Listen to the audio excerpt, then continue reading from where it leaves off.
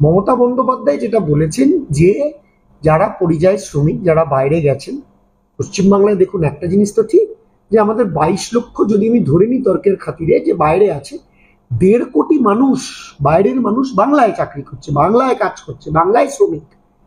তো স্বাভাবিকভাবেই সেই জায়গাটা দেখতে গেলে আমাদের ফিরিয়ে আনতে হবে তাদের। মমতা বন্দ্যোপাধ্যায় এই প্রকল্পটা নিয়েছেন ফিরিয়ে আনার এবং গরিব মানুষের পাশে থাকার।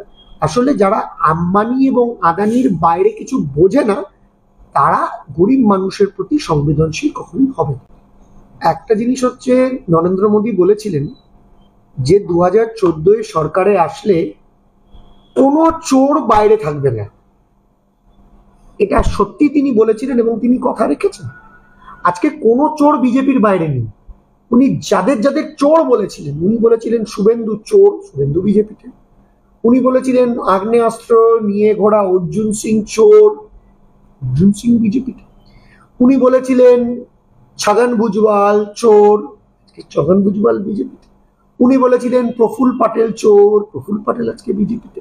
তাই যারা যারা, এমনকি তাপস রায় থেকে শুরু করে সবাই, যারা যারা চোর আখ্যা পেয়েছেন ভারতীয় জনতা পার্টির থেকে, তারা আজকে কেউ বিজেপির বাইরে নেই, সবাই বিজেপিতে চলে গেছে। তো স্বাভাবিকভাবেই বিজেপি মানে, বিজেপি তো সকালে যাকে চোর বলে বিকেলে তাকে জয়েন করা। তো বিজেপি মানেই একটা চোরেদের পার্টি, ডাকাতের পার্টি, করাপ্টেড পার্টি। তো স্বাভাবিক তারা নিজেদের পরিচয়টাই বেশি দেয়।